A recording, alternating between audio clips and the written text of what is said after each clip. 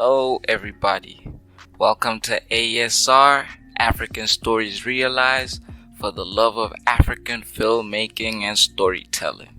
We break down some of the best African TV shows, a little bit of showmax, a little bit of Netflix, but we get into all of that, some of the best ones. So if you know a show that isn't getting enough recognition, or a series that isn't getting enough recognition, maybe even if it's a dope short story, just please drop me some recommendations down below.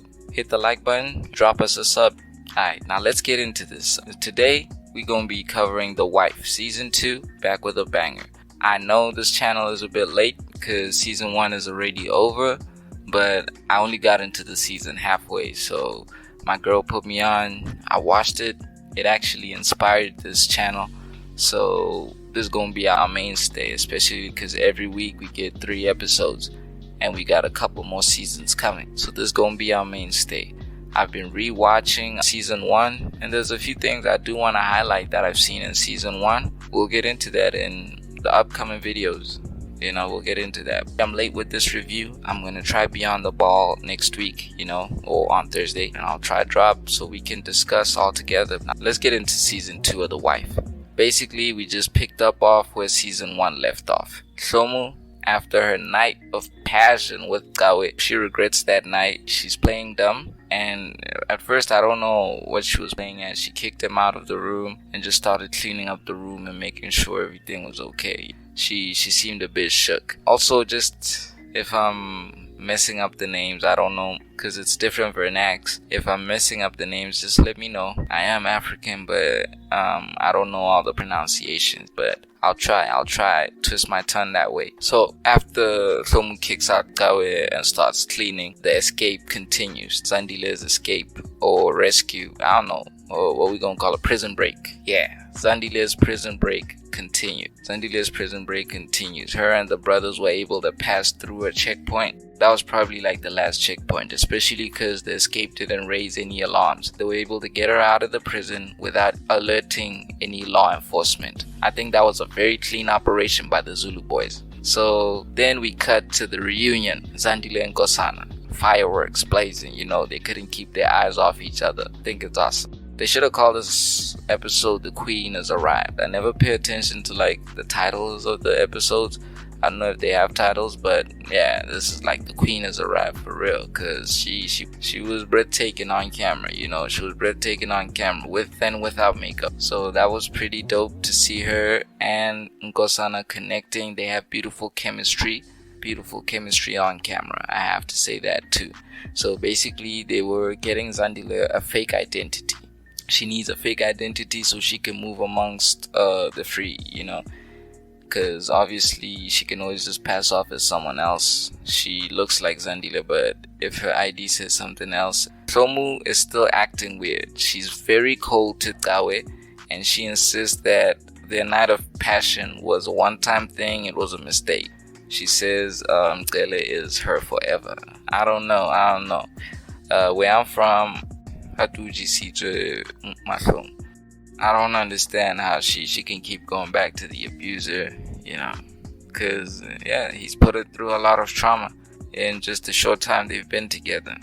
Anyway, Zandile finally arrives to her new home. She's a bit shocked, she's taken aback at everything she's seen, like all the wealth that the Zulu boys have amassed. She sees the painting of her, the portrait of her, that was first teased in season 1.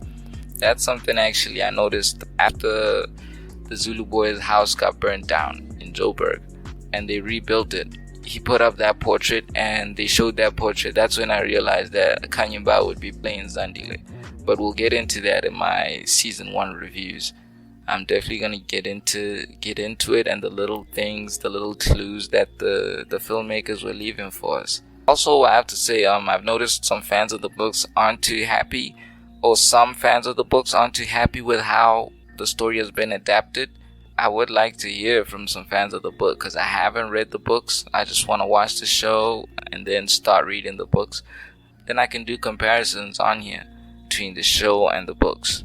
But moving on. While Somu and Gawe were discussing their night of passion, Mtele finds Gawe with his wife in their room discussing the previous night, and I gotta say the tension was palpable. I don't think he suspected anything, but he did not like the fact that he was in there alone with his wife. It's at this point I have to actually put out a theory, because for me, I believe that Somu in that night of passion and the way it was depicted, I do believe she got pregnant with Gawa's child, which I do have to also call out the filmmakers and ask them why. Basically put in a line in season 1 where Mandisa said that Somu was barren, and then she got pregnant right after. I don't understand that, except if it's just to push the narrative that Mandisa is crazy. Mandisa is crazy. But moving on, Zandile, he reports that the operation and the mission was a success and that Zandile is back home. Zandile and Gawe actually celebrated this together. And then comes the uncomfortable part. Nkosana finally confesses to Zandile that he told their kids that she has passed on. Zaza wasn't happy with this, as any mother wouldn't be. Basically, she just wanted him to tell her that she'd gone away for a while and that she'd be back, because she had been gone for 10 years and Nkosana had been working to get her out. So I don't understand why he did that either. I don't understand why he did that. Back to Mtele and Mathomu. Mtele promised to Mathomu that he'll try to be a better man once more, but like I said earlier, this is setting up a love triangle, something over a pregnancy, because I do think she will get pregnant, but it won't be Mtele's child. So yeah, that would be a nice little twist. Well, not nice, but good for the story, bad for Mtele and Mathomu and everybody involved. Basically, at the end of episode 1, the big reveal was that Zandile had been replaced by a decoy. She doesn't really look like her or anything, but same hairstyle. But basically there's a decoy there. She looks afraid, but it's a good revelation to show us like how they're able not to raise alarms for the law enforcement. They just put in a replacement person. And later on, I'll tell you guys how they're able to actually keep it going. Episode 2 started with the Majola brothers once again up to no good. They went and kidnapped the security guard for the pig farm where the brothers dumped the commissioner's wife. Meanwhile, Nkosana and Zandile were catching up, getting busy, if you know what I mean, just back in each other's arms, reconnecting. Nkosana is just happy to have his queen back. They reconnect, they catch up, and then Nkosana showers his woman with gifts. I mean, y'all know how it is. Which also I like to say, good timing. Maybe if it had dropped a week before, but I think it was good timing since love was still in the air. It was still shortly after Valentine's, so it was very good timing to depict this reunion, this reconnection a few days after Valentine's Day. Very good scheduling by Showmax and everybody involved. Now back to the Majola brothers, who have kidnapped the security guard from the pig farm. They tortured him and interrogated him until finally the poor security guard cracked and spilled the beans that it was the commissioner's wife the Zulu brothers fed to the pigs that night. At this point, the Zulu brothers have two choices: either tell the commissioner, or at this point the Majola brothers have a decision to make: either blackmail the Zulu brothers or report them to the commissioner for killing his wife. Now back at the prison, which I think will play more of a part this season. I think they're going to be depicting more scenes in the prison, or maybe not, I'm not sure. It just seems a bit interesting. Nkosana went back to the prison and he paid off the warden, and which was a funny line for me was when he complained that, yo, your brothers hit me too hard, and he was like, I'm sorry, they had to make it look real. And once again, Nkosana showed his sympathetic side by asking the warden to make sure that the decoy, the woman in place for Zaza, is comfortable and she's treated well and with kindness. Back to the Zulu boy's house. Thomu was excited to meet Zaza, but she wasn't too enthusiastic. But this might also just be that little shock of being fresh out of jail, because you have to reintegrate back into society. She looks majestic on camera. The queen has truly arrived. The queen of the show has truly arrived. No offense to Thomu, because she held down the show as the leading lady, as the first lady, but it is season 2. It is Zaza's time to shine, and you could really see that, yeah, this is her story now. Let's see how it goes. But not to say Thomu's story is over, because like I said, there is a triangle brewing there, and we gonna follow that closely. While they're at the house, and while Zandile and Thomu are right there, Zaza and Gosana's kids arrive, and they come through yelling mommy, mommy, but they weren't coming to Zaza. They ran to Matlomu because they only recognized Matlomu as their mother. Hey, for me right there, that was cold, and Zaza was right there watching. So yeah, it got real.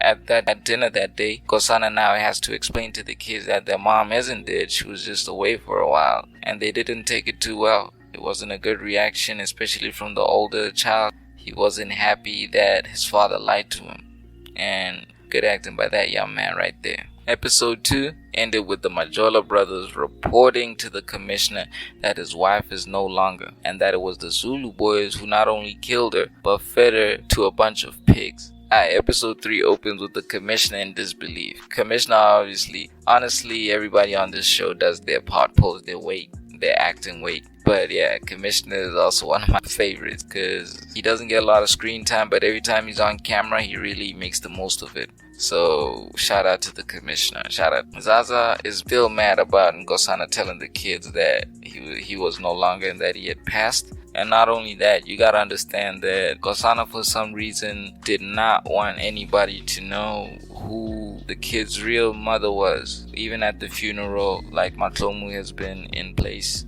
as their mother. Traditionally everywhere, all the things they've been doing lately since Matlomu came into their lives, she's been the one recognized as the kid's mother, till a point now that the kids recognize her as their mother. It'll be interesting to know how much time has passed since the show started, because that's one thing I'm struggling to track. But as I rewatch season 1, I think I'll put together a nice little timeline. 3 left us on a cliffhanger. The commissioner taking action. The commissioner came through to the Zulu boys' house to put them under arrest. So things are real. Zandile's in the house. The commissioner told his officers to search the house, so I don't know if they're gonna find her in there, what's gonna happen, if they're gonna make it to the cell, but we'll see. But yeah, they left us on a cliffhanger. The Zulu brothers who were present in the household are getting arrested. And hey, it's drama. It's a telenovela. So let's get it. Once again, that's a wrap for today. I'm going to try and drop the reactions for episode 4 to 6 quicker so we can all discuss it together. Follow me on Twitter, Africans Realize. Let's all discuss the show there. Let's all discuss the show down in the comments. Like, share, and subscribe. Support the channel.